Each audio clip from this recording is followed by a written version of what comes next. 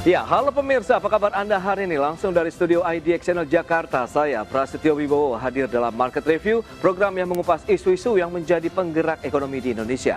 Live streaming kami bisa Anda saksikan juga di idxchannel.com. Dan langsung saja kita mulai Market Review selengkapnya.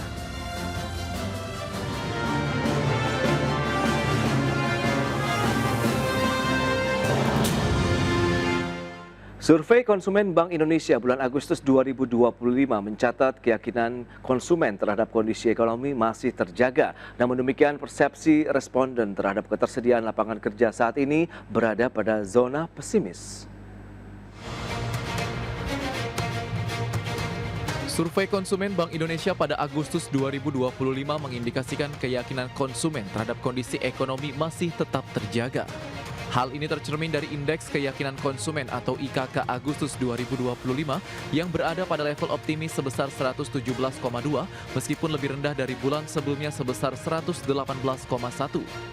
Di sisi lain, hasil survei Bank Sentral juga menyebutkan persepsi responden terhadap ketersediaan lapangan pekerjaan saat ini berada pada zona pesimis atau di bawah 100.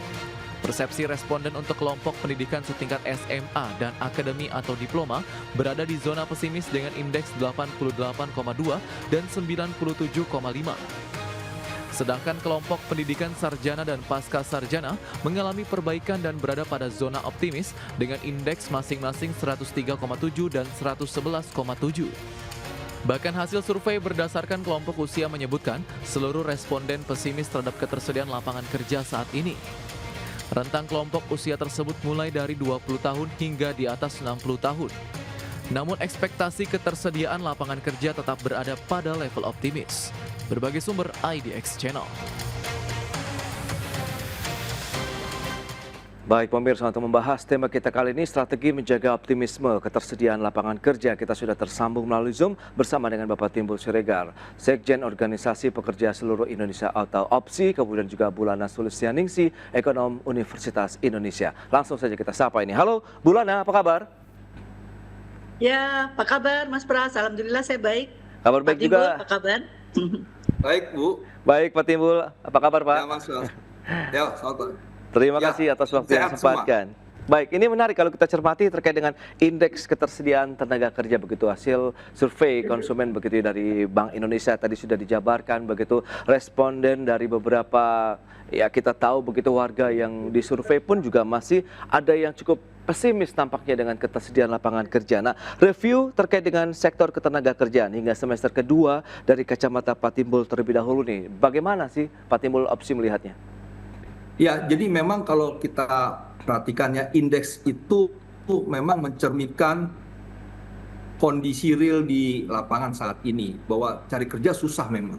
Nah, Oke. untuk kelompok-kelompok masyarakat lulusan SMA, masyarakat muda ya, 20 sampai 25 itu memang tentunya sangat membutuhkan. Dan pemerintah kan seharusnya menyediakan untuk sektor-sektor yang formal gitu ya. Nah, tetapi kan kembali persoalannya sektor formal juga tidak terlalu besar. Kalau kita kemarin baca berita, sidang kabinet itu juga fokus pada pembukaan lapangan kerja, tapi fokusnya pada bagaimana potensi untuk di koperasi Desa Merah Putih yang 80.000, kalau satu koperasi merekrut 5 orang sekitar 400.000, kemudian di replanting, di penanaman kembali di perkebunan dan sebagainya ya, kemudian juga bagaimana koperasi kampung nelayan Merah Putih itu juga bisa merekrut sekitar 200 ribuan, menakar janji di sektor kehutanan 1 juta. Nah, tapi kalau kita perhatikan memang sektor yang merekrut banyak lapangan kerja itu kan di pertanian ya, pertanian, perikanan, kehutanan ya, yang memang juga sebenarnya untuk masyarakat generasi muda itu enggan ke sana karena memang banyak faktor yang memastikan nilai tambah upahnya juga rendah,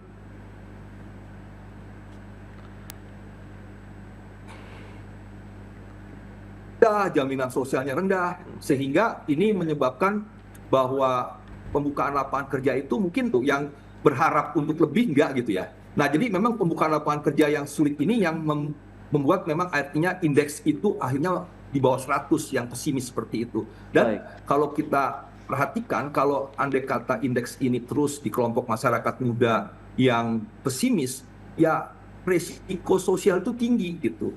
Ya, bahwa mereka sekolah kemudian menganggur, kemudian mereka tidak bisa mengerjakan apa-apa, ya akhirnya ke persoalan-persoalan sosial ya, kriminalitas dan sebagainya. Saya sih mau mengatakan juga kelompok masyarakat muda ini yang kemarin tanggal 25 digerakkan untuk demo. Ya habis mereka berpikir, saya sekolah belum tentu juga nanti dapat kerjaan yang sesuai yang kita harapkan gitu ya, yang formal paling tidak yang terlindungi. Kalaupun pemerintah sekarang ada strategi membuka lapangan kerja, itu kebanyakan yang tadi saya sampaikan itu informal ya, di sektor-sektor pertanian,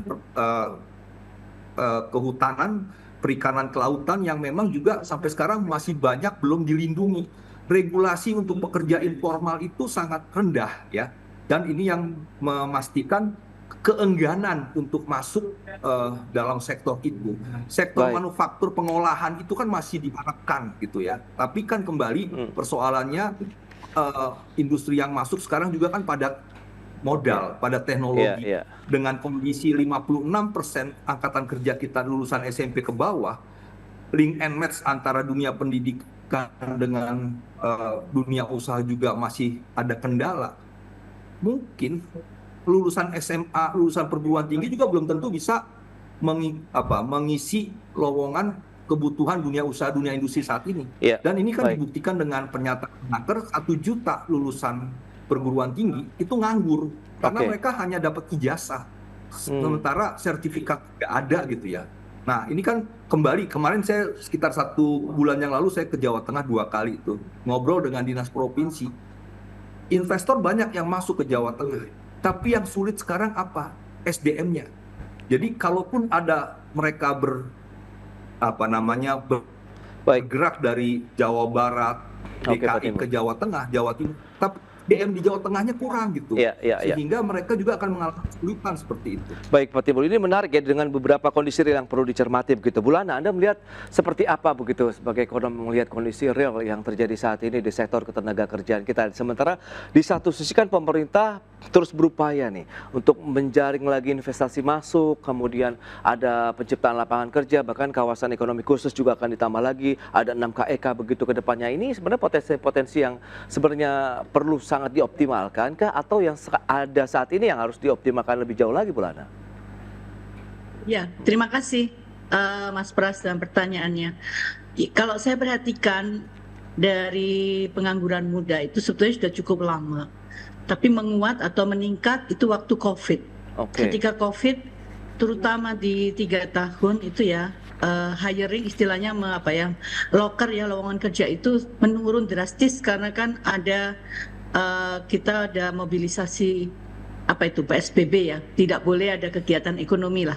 Secara sosial juga kita dibatasi secara cukup strict gitu ya, karena khawatir ke penularan dari COVID. Nah, selain ada proses PHK di situ juga ada tenaga kerja baru yang lulusan baru di tahun-tahun itu numpuk Mas Pras, dan belum bisa terserap penuh saat ini. Nah itu dikarenakan juga beberapa model pekerjaan kita lebih menggunakan teknologi yang serapan tenaga kerjanya juga mengecil. Jadi kalau dulu sebelum 5 mungkin 10 tahun yang lalu 1% pertumbuhan ekonomi kita itu bisa menyerap sekitar 500-an ribu tenaga kerja baru.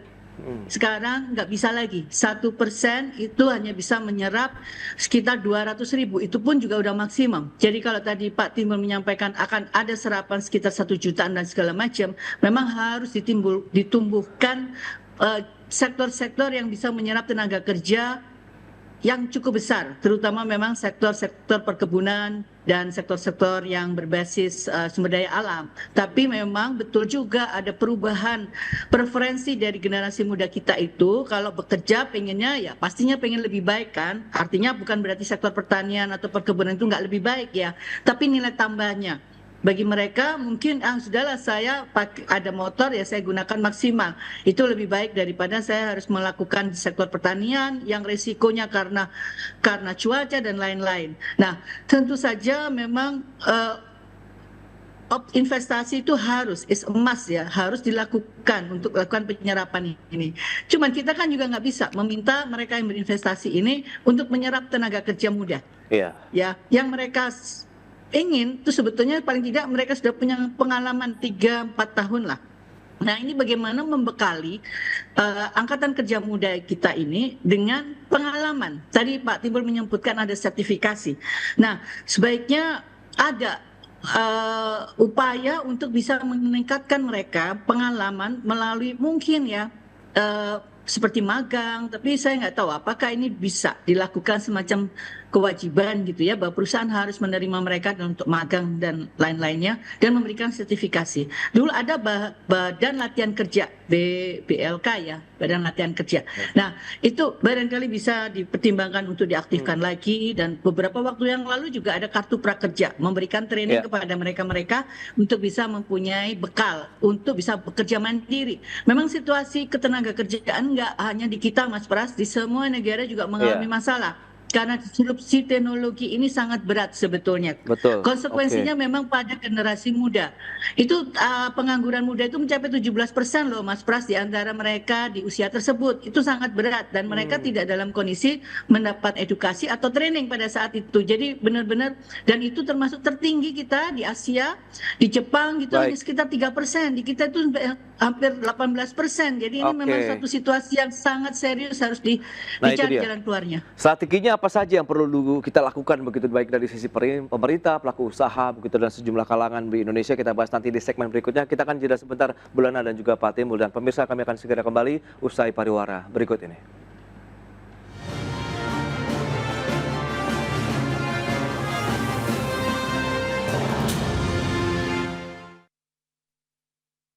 Oke. Izin saya sampaikan infografis sebentar ya Bu Lana ya dan Pak Timbul ya. Ini ada yang namanya not in training and apa ya? Iya sih. NTT. Memang tuh generasi muda itu harus banyak dikasih pelatihan ya Bu, karena ya di kampus kita kan masih ya umum-umum aja begitu ya. Betul Mas. Ya memang kampus nggak bisa diharapkan terus langsung menjadikan mereka siap ya. Iya. Yang dulu istilah siap pakai, siap apa, itu tetap harus ada training yang lain. Iya, betul. Nah itu di Balai Latihan Kerjanya harus dioptimalkan tuh. Ya, saya nggak tahu Pak Timbul, Balai Latihan Kerja itu masih ada nggak ya? Ada Bu. Jadi kemarin waktu zamannya Pak Duida Fauzia tuh ada program membuat BLK komunitas.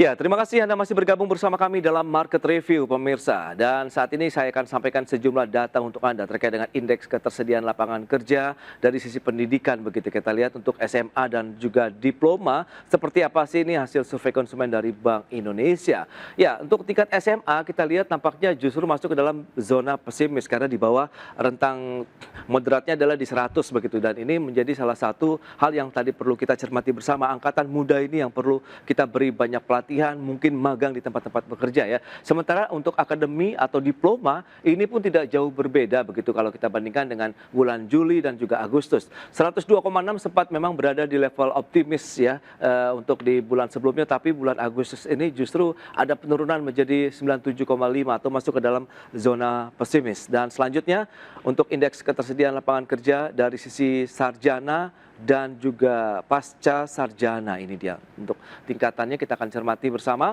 Justru untuk S1 ataupun sarjana begitu, kemudian pasca sarjana ke atas mengalami indeks ketersediaan yang ya persepsinya cukup tinggi begitu. Mereka masih cukup optimis. Dari sebelumnya pesimis sekarang 103,7 di tingkat sarjana, kemudian 103 menjadi 111,7 untuk pasca sarjana. Dan selanjutnya kita lihat dari struktur ketenaga kerjaan Indonesia. Kita akan cermati bersama seperti apa ini data dari Badan Pusat Statistik Angkatan Kerja ini per Februari 2025. 153,05 juta orang. Sementara yang bekerja ada 145,77 juta orang atau ada peningkatan 3,59 juta. Sementara pengangguran 7,28 juta orang. Ini juga naik hampir 1 juta, tepatnya 0,88 juta begitu. Nah, ini akan kita bahas lebih lanjut begitu tentunya bersama dengan narasumber kita Pak Timbul Siregar, kemudian juga Ibu Lana Sulistianingsih. Baik, dengan beberapa data tadi yang sudah disampaikan Bu Lana dan juga Pak Timbul. Nah, ini apa yang bisa kita lihat Bu Lana? Misalnya Anda bisa melihat dari sisi akademisi, ekonom juga melihat seperti apa sih sebenarnya kebutuhan tadi Anda katakan disrupsi digital ini menjadi PR tersendiri untuk dunia ketenagakerjaan di Indonesia. Kemudian Ya. bagaimana dengan kesiapan SDM kita sendiri begitu Bu Lana? Silakan. Ya, Mas Pras, mohon maaf ini bisa terdengar baik? Ya, sudah Bu, terdengar Bu. Ya, ini soalnya agak keputus-putus. Baik. Baik. Ya, pengangguran muda ini memang menjadi masalah yang apa ya? Khawatirnya ini pengangguran struktural. Artinya memang ada perbedaan skill yang diperlukan dari kebutuhan tenaga kerja. Jadi ketika kondisi sekarang itu sudah berbasis teknologi yang sangat tinggi, sementara tenaga kerja muda kita ini mungkin tidak punya bekal yang cukup untuk bisa melakukan kegiatan di sektor teknologi ini. Nah, ini yang khawatirnya menjadi pengangguran struktural dan itu akan cukup lama untuk penanganannya, kecuali memang harus diinterupsi atau diintervensi oleh pemerintah tadi melalui pendidikan ekstra ya, seperti training dan lainnya. Karena mereka ini tadi kalau kita lihat data di tempat Mas Pras, yang untuk S1 dan pasca sarjana kan menunjukkan kenaikan. Iya. Sementara yang di SMA masih penurunan untuk penganggurannya tapi kenaikan untuk ketenaga kerjaannya ya. Iya. Nah, mereka ini kan relatif sudah mungkin juga berkeluarga atau apa, sehingga kebutuhan untuk tetap bekerja ya Mas Pras. Jadi Oke. kita ada istilah tetap bekerja atau bekerja tetap. Nah, harapannya sih bekerja tetap itu lebih banyak jumlahnya. Tapi kalau data BPS menunjukkan pengangguran memang menurun. Tapi kalau kita lihat lagi data yang di sektor informal itu meningkat, Mas. Jadi mereka yang udah usia bekerja, usia tadi S1 ataupun pasca, bisa jadi mereka tetap bekerja karena sudah punya keluarga, mungkin sudah punya anak. Jadi apapun pekerjaannya, mohon maaf ini kalau kita perhatikan pekerjaan informal itu menunjukkan kenaikan. Iya. Dan jumlah jam kerjanya juga meningkat, Mas Pras. Nah, sementara kalau SMA mungkin masih ditanggung keluarga ya, atau dia belum betul-betul dianggap bisa bekerja, jadi ya memang masih banyak. Jadi mereka ya masih di dalam tanggungan keluarga. Tapi ketika S1 dan pasca ini bekerja, nah ini kita harus lihat kualitas dari pekerjaannya, Mas. Oke lah, untuk sementara jangka pendek kualitas pekerjaannya ya sudahlah, karena memang pekerjaan formal ini sekarang seperti kata Pak Timbul juga berkurang karena penggunaan teknologi. Nah, nampaknya sih perlu ada pemikiran pekerjaan-pekerjaan yang mana yang boleh digantikan oleh teknologi dan mana yang harus tetap dipertahankan untuk manusia, untuk labor kita. Oke. Nah, seperti itu Mas Pras, kita ini masalahnya juga punya penduduk yang banyak. Sehingga janganlah seperti bank misalnya ya, ini kan pekerjaan formal. Memang by teknologi akan lebih mudah. Tapi masa sih kalau kita mau ke teller itu ketemunya mesin juga gitu loh. Kan nggak ada salahnya kalau itu tetap tenaga kerja manusia. Ya, jadi perlu mungkin ya ke depan tuh diatur teknologi-teknologi yang berbasis massal itu seperti apa yang boleh dilakukan. Baik. Ya, tentunya tidak bermaksud untuk mengurangi efisiensi ataupun produktivitas dari perusahaan. Pasti perusahaan pengennya selalu ada produktivitas yang tinggi dan itu memang mau nggak mau memang harusnya mesin. Tapi tolonglah, artinya kita kan semua sekarang memang dalam masalah ini. Nah, pemerintah kalau misalnya bisa menciptakan pekerjaan formal, kan dan antara dengan jumlah uang yang sekarang dikelola, itu bisa lah menciptakan pekerjaan formal. Seperti kan ada rencana membangun yang sampah menjadi listrik. Nah, bisa jadi di situ ada kebutuhan tenaga kerja. Nah, kalau bisa ya tenaga kerjanya cukup banyak. Terutama yang muda-muda ini, karena yang muda-muda ini paling rentan, Mas Pras. Nggak punya pengalaman, gampang ditolak dah. Betul. Oke. Ini menarik ini nih. Nah, Pak Timbul, opsi sendiri seperti apa sebagai organisasi pekerja begitu kan melihat sebenarnya kayak tadi ada disrupsi digital, kemudian sektor informal yang justru banyak menyerap tenaga kerja, sementara diharapkan banyak yang bekerja tetap, yang jangan yang tetap bekerja begitu Pak Timbul dari kacamata Anda bagaimana nih? Ya, jadi memang ini kan sebuah keniscayaan ya, ada pergeseran padat karya ke padat modal, padat Oke. teknologi ya. Hmm. Itu menjadi hal yang harus dijawab oleh pemerintah. Satu, harus ada memang pelatihan vokasional yang sangat masif gitu, yang Oke. didukung oleh anggaran. Kalau Hmm. kita bicara RAK, apa rencana kerja pemerintah 2026, saya perhatikan sedikit itu ya yang dialokasikan. Nah, tentunya ketersediaan SDM ini yang harus menjadi fokus. Nah, misalnya terkait dengan eh, anak-anak muda yang belum punya pengalaman, sehingga persepsi mereka kan memang rendah. Ya tadi Bu Lana bilang masih ditanggung keluarga. Mereka juga lulus SMA, lulus kuliah juga belum tentu punya skill ya, karena mereka hanya punya ijazah, belum punya sertifikat. Kemudian mereka melihat 7,28 juta banyak yang nganggur, ditambah lagi 11,67 setengah penganggur yang kerjanya memang masih cari kerja. Ini kan juga bisa menciptakan persepsi yang akhirnya rendah terhadap ketersediaan lapangan kerja. Nah, oleh sebab itu untuk misalnya menciptakan pengalaman, saya sih berharap pemerintah punya terobosan untuk pemagangan yang lebih dimasifkan dengan memberikan insentif kepada perusahaan yang membuka Oke. pemagangan. Jangan sekedar hanya ini ada yang memagang, enggak, kasih insentif kepada mereka sehingga antara belajar dengan proses bekerja itu menjadi satu kesatuan membentuk skill mereka. Demikian juga dengan bagaimana eh, membiayai peningkatan skill yang memang dibutuhkan oleh dunia usaha, dunia industri, dan itu memang harus didukung dengan alokasi anggaran Hmm. ya. Nah, BLK yang selama ini ada kan menurut saya ke dunia usaha. Nah, ini yang harus juga digerakkan sehingga bisa ketersediaan SDM.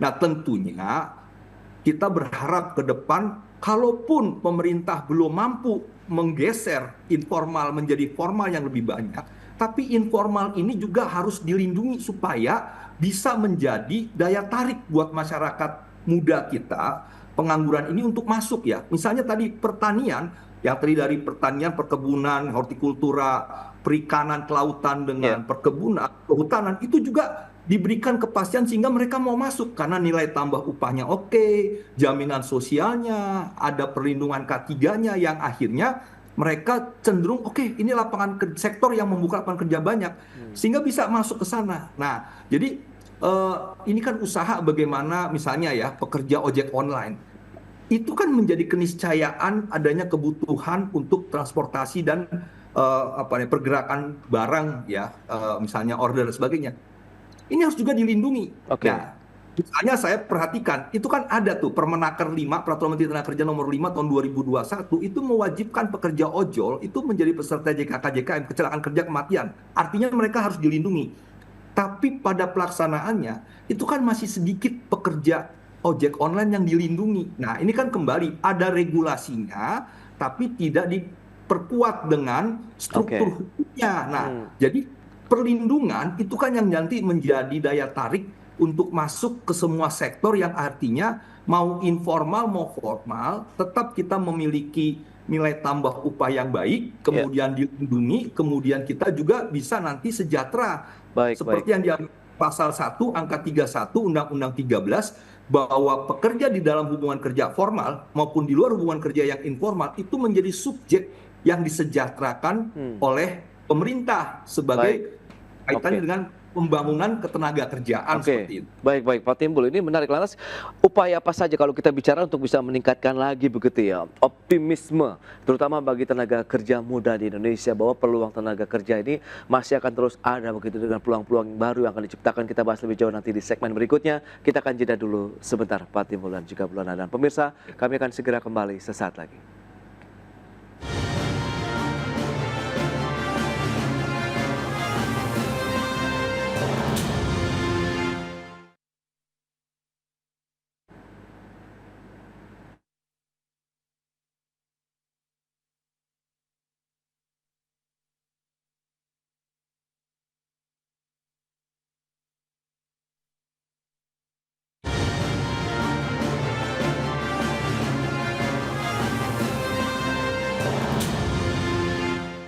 Ya, terima kasih Anda masih bergabung bersama kami dalam Market Review. Kita lanjutkan kembali perbincangan bersama dengan Bapak Timbul Siregar, Sekjen Organisasi Pekerja Seluruh Indonesia, kemudian Ibu Lana Sulistianingsih, Ekonom Universitas Indonesia. Baik, nah kalau kita bicara untuk membangun lagi persepsi, sehingga nanti pada saat mungkin survei yang dilakukan begitu oleh Bank Sentral ini sudah ada perubahan persepsi lagi nih Bu Lana, begitu bahwa optimisme kembali lagi ada begitu untuk pendidikan tadi SMA, kemudian juga diploma, begitu bahwa ya peluang bagi mereka sebenarnya tetap ada begitu. Nah, ini apa yang perlu kita elaborasikan lah begitu Bu Lana, silakan.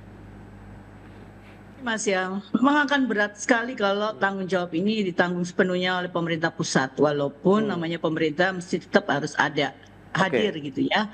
Nah, bagaimana kalau kemudian berkolaborasi dengan pemerintah daerah? Rencana ke depan kan dengan Menteri Keuangan yang sekarang ini Pak Purbaya kan untuk dana alokasi umumnya nanti nggak dipotong, nggak dikurangi lah, nggak seperti sekarang tahun ini. Nah, bisa nggak itu bekerja sama dengan pemerintah daerah, bahwa pemerintah daerah yang bisa menggunakan DAU-nya itu lebih banyak untuk memperbaiki ya kualitas dari tenaga kerja kita, supaya juga tenaga kerja kita ini bisa diserap, dan tentunya juga mau nggak mau harus menciptakan investasi. Kalau saya lihat di daerah-daerah yang relatif ya punya daerah wisata yang bagus gitu ya. Kemarin ini misalnya saya ada berkunjung ke Wonosobo, ke Magelang, itu banyak kegiatan-kegiatan turis itu dilakukan oleh anak-anak muda ini. Mereka sebetulnya kreativitasnya tinggi. Jadi mereka harus diberikan ruang untuk coba deh dibangun nih, kita punya pariwisata seperti ini. Dengan sekarang kemampuan mereka secara digital yang luar biasa ya, melebihi angkatan saya misalnya, dengan menggunakan medsos, mereka bisa mempromosikan wisata-wisata di daerah yang berkolaborasi dengan daerah, dan mereka diberikan ruang. Mereka mau melakukan apa? Apakah mereka yang akan melakukan promosi? Apakah mereka yang melakukan semacam apa ya, memberikan ruang lah. Nah, daerah sekarang kan juga berkompetisi nih untuk kebutuhan pariwisata. Saya kira go lokal sekarang juga sangat menarik ya, dan banyak daerah yang bagus-bagus yang bisa dieksplor. Apalagi ada kuliner di sana. Jadi tetap harus ada kolaborasi sih Mas antara pemerintah pusat dan pemerintah daerah, karena tanggung jawab ini berat. Ya, dan pemerintah daerah juga harus punya inisiatif-inisiatif, termasuk bagaimana pemerintah pusat memberikan insentif kalau daerah ini mampu menyerap tenaga kerja, khususnya tenaga kerja muda, mungkin bisa diberikan insentif terkait DAU-nya. Nah, seperti itu. Dulu pernah ada kriteria seperti untuk inflasi ya Mas. Kalau daerah itu punya inflasi yang bagus, mereka rendah gitu ya, diberikan insentif melalui DAU.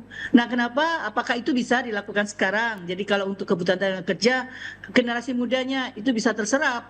Minimal ya, mungkin sekarang oke lah tetap bekerja secara informal, nggak apa-apa. Ya, tadi isunya Pak Timbul itu memang sangat tepat. Mereka nggak ada security, ya, jaminan bahwa mereka bisa dapat setiap bulan seperti itu. Efeknya akan berdampak kemana-mana Mas, termasuk konsumsi rumah tangga, yang akhirnya nanti berdampak pada pertumbuhan ekonomi juga. Siapa yang beli barang gitu.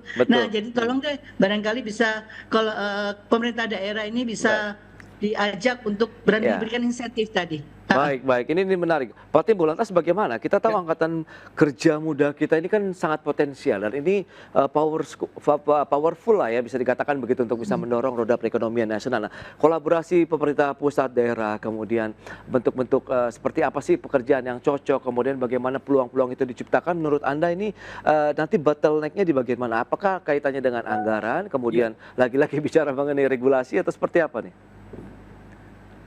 Silakan Pak Timbul.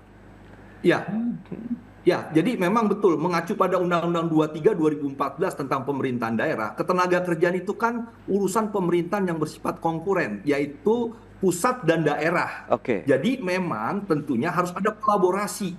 Nah, bagaimana kalau kita perhatikannya di RAPBN 2026 itu kan terjadi penurunan yang cukup signifikan transfer ke daerah. Ada DBH-nya turun, insentif fiskalnya, sampai daerah otonomi khusus. Nah, ini juga kan sebenarnya harus diperkuat, justru bukan malah diturunkan, sehingga daerah juga memiliki kemampuan fiskal untuk bisa lebih misalnya fokus dikasih untuk bagaimana membuka pelatihan-pelatihan kerja yang berbasis pada kondisi di lapangan.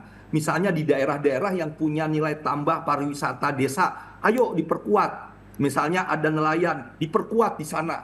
pelatihan sehingga mereka bisa lebih maju. Nah, tentunya ini juga dikaitkan dengan bagaimana untuk daerah-daerah yang punya potensi untuk migrasi ya, pekerja migran Indonesia itu juga harus diberikan fasilitas ya, diberikan pelatihan, diberikan bantuan edukasi literasi sehingga mereka memiliki keterampilan, memiliki kepastian ketika bekerja di luar negeri. Ini kita nggak bisa menihilkan, tapi bagaimana kita lebih mengoptimalkan pembukaan lapangan kerja baik di dalam negeri maupun di luar. Nah, jadi tentunya saya sih berharap ada dukungan politik anggaran dulu dari pemerintah untuk memastikan di desa juga bisa bergerak. Misalnya dana desa juga kan menjadi hal yang penting untuk menggerakkan lapangan kerja di sana yang memang sekarang mau dialihkan nih ke Koperasi Desa Merah Putih. Nah, demikian juga bagaimana terkait dengan kondisi-kondisi real di lapangan yang memang harus terus diperhatikan. Nah, jadi kembali menurut saya sih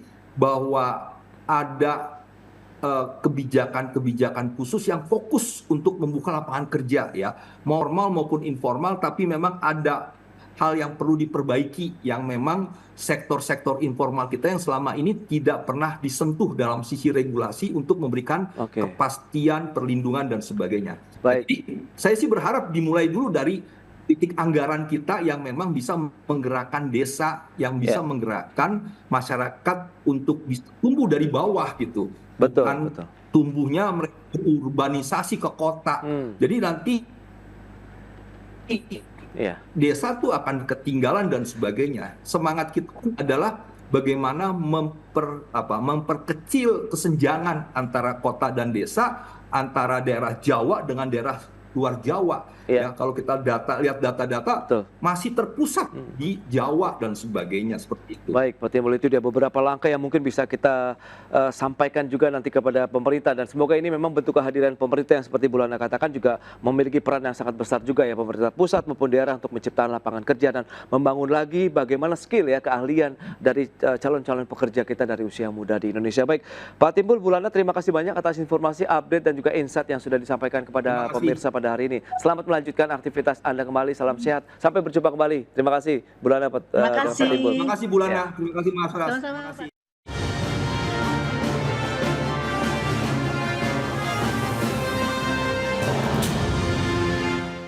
Ya, pemerintah akan menarik dana yang tersimpan di Bank Indonesia sebesar 200 triliun rupiah untuk mendorong perputaran ekonomi yang lebih cepat. Pemerintah menegaskan dana yang disalurkan kepada perbankan tidak boleh digunakan untuk membeli instrumen surat utang negara.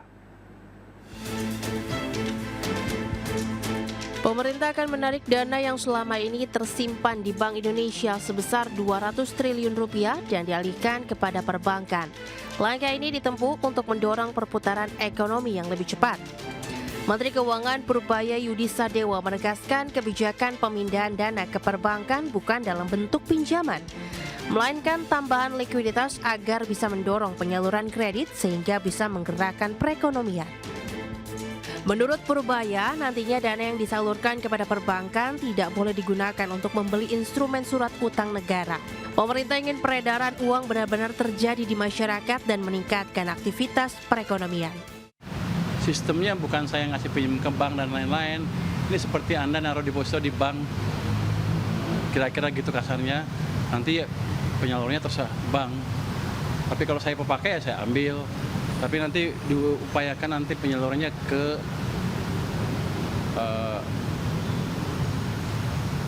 bukan dibelikan sun lagi, atau satu lagi tidak, saya lupa, sun, dan kita minta ke BI tidak diserap uangnya. Jadi uangnya betul-betul ada di sistem perekonomian sehingga ekonominya bisa jalan. Purbaya meyakini kebijakan ini tidak akan memicu inflasi. Ekonomi Indonesia masih di bawah potensinya yang diperkirakan sebesar 6,5% sehingga dengan realisasi sekarang, artinya masih ada ruang untuk ekonomi tumbuh lebih tinggi. Dari Jakarta, Jen Cahyani, Fakih Satrio, IDX Channel. Baik, pemirsa, untuk membahas tema kita kali ini, pemerintah suntik membebankan 200 triliun untuk sektor real. Kita sudah tersambung melalui Zoom bersama dengan Bapak Abdul Sobur. Beliau adalah Ketua Umum Himpunan Industri Mebel dan Kerajinan Indonesia atau HIMKI. Kemudian juga Bapak Peter Abdullah, Direktur Program dan Kebijakan Prasasti Center for Policy Studies. Ya, langsung saja kita sapa ini. Halo, Pak Peter, apa kabar? Alhamdulillah, kabar baik, Mas. Baik, terima kasih juga atas waktu yang disempatkan. Pak Abdul Sobur, gimana Pak? Apa kabar Pak? Kabar baik, Mas Pras. Salam sehat selalu. Baik, salam sehat juga. Terima kasih atas waktu yang disempatkan. Sebelum membahas lebih jauh, mungkin Pak Peter Abdullah bisa memberikan review ya, terkait dengan bagaimana kebijakan pemerintah tadi ada rencana untuk menambah dana 200 triliun rupiah nih untuk memberikan likuiditas yang lebih kuat lagi kepada perbankan di tanah air. Pak Peter, silakan. Ya, pertama saya ingin menyampaikan selamat kepada Pak Purbaya dan apresiasi ya atas niat baik ya yang kita tunggu ini sebenarnya ya, karena selama ini kebijakan Kementerian Keuangan lebih mengutamakan stabilitas, lebih mengutamakan disiplin fiskal, sementara sebenarnya yang kita sangat butuhkan itu adalah terobosan untuk mendorong pertumbuhan ekonomi ya.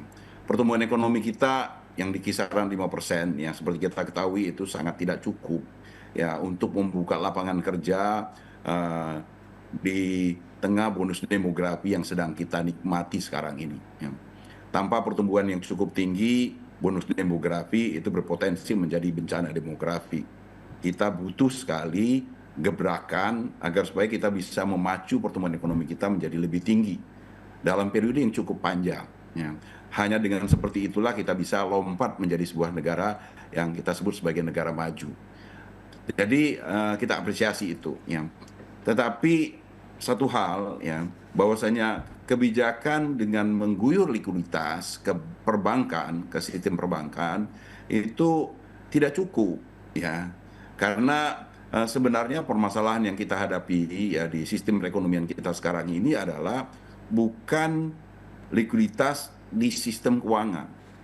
Jadi harus kita bedakan ya antara likuiditas di perekonomian dengan likuiditas di perbankan.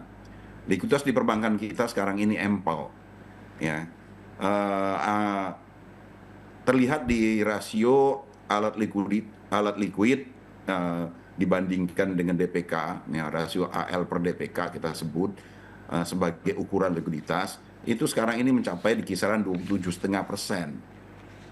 Jauh di batas-batas aman 10%. Yang artinya perbankan kita itu berlimpah likuiditas ya secara keseluruhan. Apalagi kalau kita ukur di bank-bank besar. Jadi dengan kita menggerojok 200 triliun ke perbankan, yang mana perbankan itu sebenarnya khususnya pada bank-bank besar mengalami likuiditas yang ample, ya itu menurut saya tidak akan serta-merta kemudian akan mendorong pertumbuhan ekonomi, menggerakkan roda perekonomian kita. Karena persoalan kita itu bukan di likuiditas yang menyebabkan pertumbuhan kredit kita sekarang ini stagnan di kisaran 7-8%. Jadi harus ada upaya-upaya lain agar supaya niat baik dari Pak Menteri tadi bisa benar-benar kita wujudkan dengan kucuran 200 triliun ke perbankan, itu kemudian diikuti dengan penyaluran kredit yang tinggi, kemudian sektor real bergerak. Ya mungkin ini harus kita jaga, tapi permasalahan-permasalahan yang menyebabkan penyaluran kredit selama ini tidak berjalan harus dikupas tuntas, benar-benar dicari permasalahannya, sehingga niat baik dari Pak Menteri tadi bisa benar-benar bisa kita wujudkan. Baik, itu dia. Berarti memang perlu ada kebijakan lain begitu yang harus dikeluarkan oleh pemerintah begitu untuk bisa mendorong lagi roda perekonomian di tanah air. Nah, dari pelaku usaha sendiri, Pak Abdul Sobur, Anda melihat bagaimana begitu dengan upaya pemerintah khususnya Kementerian Keuangan untuk meningkatkan likuiditas lagi di sektor perbankan sehingga diharapkan nanti dana-dana segar bisa mengalir lagi ke sektor real, atau Anda melihat ada satu titik gitu yang mungkin perlu dipecahkan bersama juga begitu Pak Abdul Sobur untuk bisa mendapatkan dari mungkin pendanaan yang lebih mudah atau seperti apa begitu? Ya Mas Pras, ini sinyal yang baik ya, positif dari Menkyu kita yang baru Mas. Ini di lapangan itu kita sangat menunggu memang semacam terobosan ya. Dan dari Mas Purbaya itu saya kira beliau kan sebagai apa namanya ya ekonom makro yang sangat paham pasti ya. Tentu saja bahwa diagnosanya sudah tepat bahwa sektor real ini memang perlu suntikan dana segar yang berbunga murah supaya roda ekonominya cepat sekali bergerak gitu ya. Yang pasti mungkin kita sama-sama harus awasi jangan sampai dana itu mengendap di bank, apalagi diserap lagi oleh BI atau di SBI, karena kan di lain pihak juga kita mesti curiga perbankan ini kan juga mengambil keuntungan ya. Dia mengambil menitip atau menyimpan uang di SBI sehingga apa? Gerakan untuk diserap di sektor realnya itu melambat. Nah, ini yang mungkin harus sama-sama kita awasi. Kalau perlu ada semacam sanksi berat ya kalau perbankan lambat mengucurkan dana. Dalam hitungan kami itu sebetulnya dalam 4 bulan tuh harus landing semua ya. Sehingga apa sektor real terutama yang berbasis pada karya seperti sektor industri kami ini mebel dan kerajinan, walaupun tentu saja dengan 200 miliar ini akan secara keseluruhan akan cukup signifikan sebenarnya mendorong pertumbuhan ya. Tapi yang berbasis ekspor pun seperti kami ini juga penting diperhatikan sekali karena apa? Serapannya juga cukup dibutuhkan saat ini ketika harus ada ekspansi misalnya ya. Ada terobosan ke market baru misalnya ke luar Amerika dan ada upaya-upaya untuk kemudian memperbaiki daya saing. Salah satunya instrumennya kan dengan bunga murah. Mungkin 90% porsinya barangkali harus didorong ya ke sana ya. Kalau 200 triliun itu ya 10% mungkin untuk bensin dan oli perbankan supaya bisa mensubsidi bunga murah. Baik itu yang diharapkan sektor real begitu, pembiayaan dengan bunga yang rendah. Kita akan lihat sektor-sektor apa saja yang cukup seksi yang mungkin menarik untuk kita banjiri dengan likuiditas dana segar ini. Kita bahas nanti di segmen berikutnya. Pak Peter dan juga Pak Abdul Sobur, kita akan jeda dulu sebentar. Dan pemirsa, kami akan segera kembali sesaat lagi.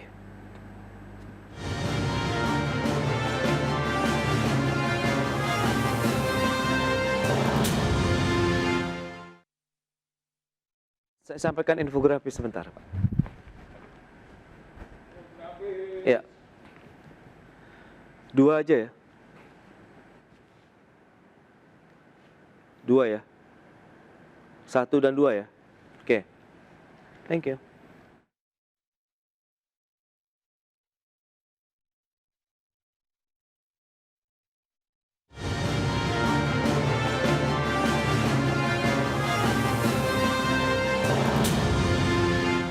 Ya, Anda masih menyaksikan Market Review. Pemirsa, berikut ini kembali kami sampaikan data untuk Anda. Kita akan cermati seperti apa sih saldo anggaran lebih begitu yang dimiliki oleh pemerintah saat ini. Seperti yang bisa Anda saksikan di layar televisi Anda. Kita akan cermati trennya dalam beberapa tahun terakhir dari tahun 2020 sampai dengan 2024. Ini dia untuk saldo anggaran lebih.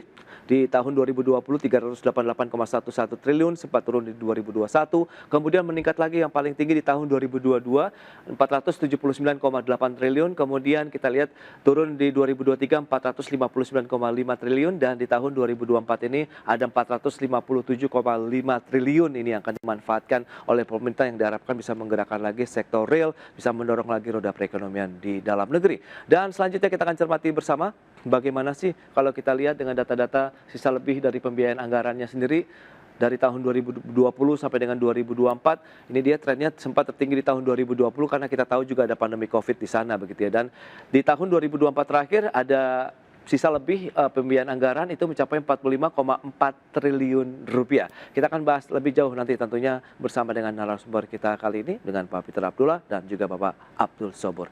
Baik, dengan beberapa data tadi yang sudah disampaikan. Nah, ini dia Pak Peter.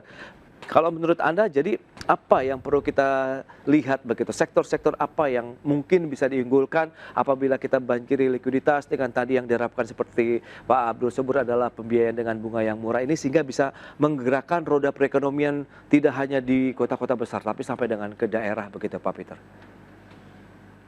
Tantangan utama adalah memastikan bahwasanya kucuran dana tadi benar-benar bisa mendorong penyaluran kredit. Ya. Oke. Tapi seperti yang saya sampaikan, permasalahannya adalah penyaluran kredit yang sekarang ini rendah dengan pertumbuhan di kisaran 7-8% per tahun ya, memang itu sangat rendah ya. Itu bukan disebabkan oleh bank itu kekurangan likuiditas. Oke. Jadi kucuran 200 triliun tadi dengan eh, data yang menunjukkan bahwasanya persoalannya bukan di likuiditas, saya tidak meyakini itu akan menyebabkan perbankan kemudian memacu pertumbuhan kredit mereka, memacu penyaluran kredit perbankan mereka. Karena sekarang ini permasalahan di dalam penyaluran kredit itu adalah diantaranya adalah rendahnya demand. Dan ini ditunjukkan oleh angka undisbursed loan yang sangat tinggi. Jadi permasalahan ini sekali lagi bukan sesederhana dengan kita mengucurkan 200 triliun, kemudian kredit naik, perekonomian bergerak, ya, konsumsi dan investasi naik. Nggak sesederhana itu. Oke. Tadi disampaikan juga kan, harapannya kan ini dengan kucuran likuiditas yang begitu besar, 200 triliun ini akan menyebabkan suku bunga turun. Kita itu mengalami anomali yang panjang ya, sudah sekian lama mengalami anomali di mana suku bunga kredit kita itu tinggi dan rigid, tinggi dan nggak turun.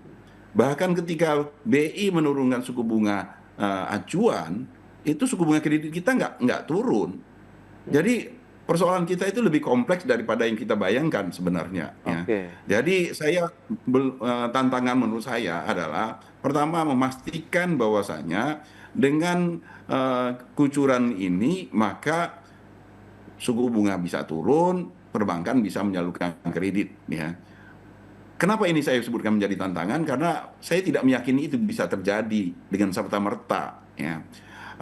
Kebijakan untuk kita memastikan ini bisa terjadi, kebijakan yang dibutuhkan itu tidak cukup dari sisi fiskal. Harus diiringi dengan kebijakan dari sisi moneter. Harus diiringi dengan kebijakan dari sisi sektorial. Ya, sisi moneter agar supaya kita bisa memastikan suku bunganya benar-benar turun.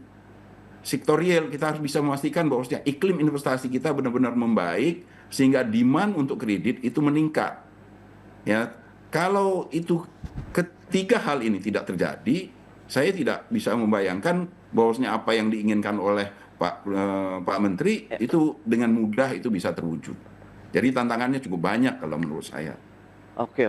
Nah, dengan tantangan yang tadi begitu Pak Abdul Sobur, lantas kalau kita bicara mengenai demand-nya sendiri, nah Anda kan berarti pelaku usaha sektorial begitu yang memang membutuhkan ekspansi bisnis. Nah, sejauh ini pasarnya sendiri bagaimana? Apakah demand-nya ada, kemudian sehingga harus membutuhkan dari mungkin pelaku usaha Himki sendiri misalnya begitu, butuh dana segar juga dari perbankan sejauh ini Pak Abdul Sobur? Ya, tentu saja Mas Pras, kita baca data global ya, industri mebel dan kerajinan sebagai contoh saja dari sektor padat karya ya. Terus tentu saja ada yang lainnya, alas kaki, garment, tekstil, dan lain-lain ya. Sektor kami sendiri kan serapan tenaganya sangat besar, ya. Lebih dari 2,1 juta yang terlibat. Dan data global itu menunjukkan pertumbuhan di angka 6-7% ya, mencapai angka hampir 700 billion. Nah, dan kita ini kan kecil sekali, kita baru mencapai 2,5 misalnya, 2,5 miliar dolar. Nah, kita berhadapan dengan pesaing kita yang kuat seperti Cina, Vietnam, Meksiko, bahkan India, Malaysia, dan juga ada Italia di sana ya untuk ekspor ya, terutama ke wilayah Amerika Serikat yang mana 54% total ekspor kami kan ke sana. Belum termasuk ke Uni Eropa dan lain sebagainya. Nah, tentu saja di sini tadi saya mengatakan likuiditas atau penyaluran kredit bisa 90% dan 10%-nya mungkin diberikan kepada pemerintah atau kepada perbankan untuk mendukung kita. Apakah itu dengan istilah bunga murah ya, supaya kita bisa ekspansi. Dan kita mau membuka jalur-jalur market baru itu harus ditopang. Entah dengan misi dagang, entah dengan pameran-pameran yang lebih intensif ke negara tujuan market baru, termasuk ke Middle East, ke Afrika. Jadi create market itu diciptakan oleh kita karena apa?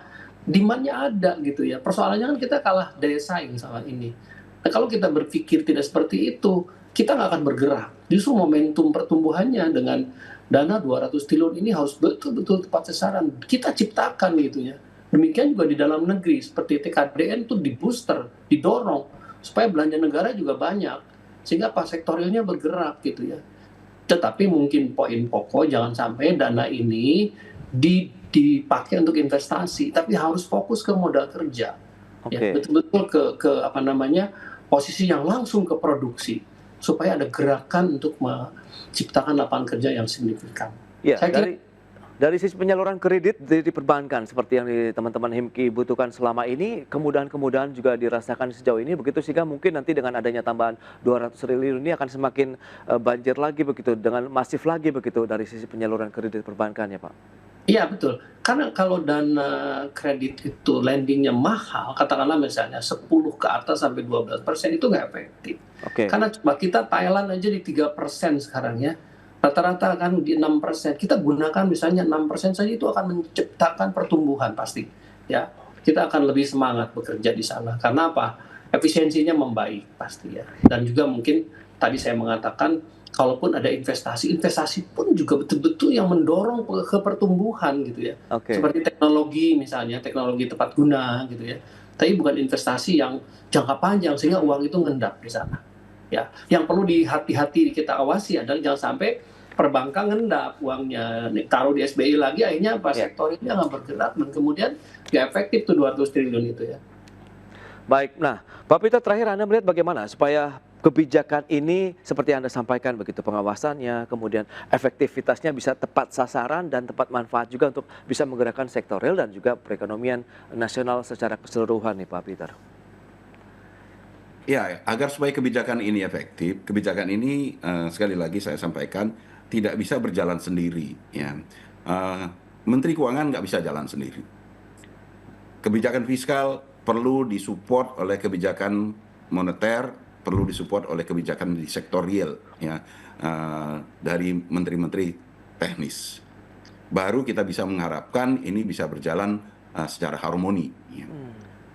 Sebelum itu, kalau seandainya kebijakan moneter belum mengimbangi dengan kebijakan yang lebih ekspansif, maka kebijakan ini, kebijakan mengucurkan 200 triliun ini yang terjadi bukan seperti yang kita harapkan. Ya. Tadi sebutkan Pak Abdul Syukur tadi, kekhawatiran bahwasanya kucuran 200 triliun ini nanti ujung-ujungnya balik lagi ke BI lagi dia. Karena apa? Persis apa yang disampaikan Pak Abdul Syukur. Karena ketika suku bunga itu tidak bergerak turun, maka bagi pelaku usaha ini cost of fund-nya menjadi sangat mahal. Ya, di tengah kondisi yang sekarang ini melakukan pencairan kredit, meminjam itu menjadi berisiko. Itu yang menyebabkan undisbursed loan kita sekarang ini sangat tinggi. Ya. Turunnya suku bunga itu menjadi sebuah keharusan dan itu sangat membutuhkan support dari kebijakan moneter. Tanpa itu maka bank akan melakukan langkah aman, para pelaku usaha juga akan melakukan langkah aman. Bagi bank, langkah amannya adalah dana 200 triliun ini balikan lagi ke BI. Iya, hanya lagi. dengan itulah yang paling aman bagi mereka, karena mereka masih bisa dapat margin, masih dapat keuntungan dengan risiko yang minimal atau bahkan tak bebas risiko. Ya. Jadi sangat dibutuhkan langkah-langkah atau kebijakan bersama, sinergi kebijakan, terutama antara fiskal dan moneter yang kemudian juga didukung oleh di sektor realnya. Baik, Pak Peter, itu dia. Berarti memang lagi-lagi bicara mengenai sinergi antar kementerian begitu, untuk bisa mendukung bahwa penyaluran dana segar 200 triliun ke perbankan ini bisa optimal dan tersalurkan dengan sangat baik begitu untuk sektor real yang bisa menggerakkan perekonomian, penciptaan lapangan kerja, dan juga keseluruhannya adalah di daerah-daerah juga bekerja untuk kegiatan ekonominya. Baik, Pak Peter, kemudian Pak Abdul Sobur, terima kasih banyak atas informasi, update, dan juga insight yang sudah disampaikan kepada pemirsa hari ini. Selamat melanjutkan aktivitas Anda kembali. Salam sehat. Terima kasih, Pak Peter. Terima kasih, Pak Abdul Sobur. Terima kasih. Baik pemirsa, 1 jam sudah saya menemani Anda dalam Market Review, dan perbaharui terus informasi Anda hanya di IDX Channel, Your Trustworthy and Comprehensive Investment Reference. Karena urusan masa depan harus terdepan, aku investor saham. Saya Prasetyo Wibowo beserta seluruh kerabat kerja yang bertugas pamit undur diri. Terima kasih, sampai jumpa.